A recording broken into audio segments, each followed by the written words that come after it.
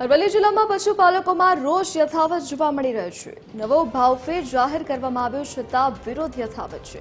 સતત છઠ્ઠા દિવસે જિલ્લાની દૂધ મંડળીઓ બંધ છે। દિવસમાં 3500 લીટરથી વધુ દૂધની આવક ધરાવતા બામણવાડા ગામમાં વિરોધ યથાવત છે। મોડાસાના બામણવાડ ગામે 300થી વધુ સભાસદો ભરાવી નથી રહ્યા દૂધ। રાત દિવસે ધમધમતી દૂધ મંડળીઓ બંધ જોવા મળી રહી છે। 20% નફો આપવાની માંગ સાથે વિરોધ હજુ પણ યથાવત છે। બામણવાડ ગામમાં ઘરાક ત્રાસી ગયું છે। કેમ ત્રાસી ગયું છે કે આ લોકે યોનું જ કર્યું, પબ્લિક નથી જોઈ। પબ્લિક જોઈ હોત તો આ પરિસ્થિતિ ના હોત અને યોના ઓલે જ આ સભાસદોને મારી નાખવા માંડ્યા છે। તકલીફ ઘણી પડે છે। માગણી અમારે 25% નફો જોઈએ।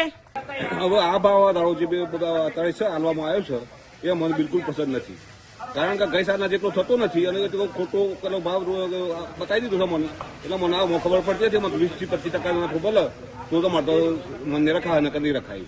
અને ડિરેક્ટરો ખોટા બનાવી અને 50,000 લાખ રૂપિયા એટલે લોકોને કોઈ ભરતી કરું છું અને એ ભરતી ખોટી છે અને ભરતી કરવાની જરૂર જ નથી। કેટલા ફાધર બેસી રહેલા છે, કેટલાક ફાધર બેસી રહેલા છે। આ સિસ્ટમ ચાલે તો સાબર ડેરીને તાળવા વાગી જવાનો છે।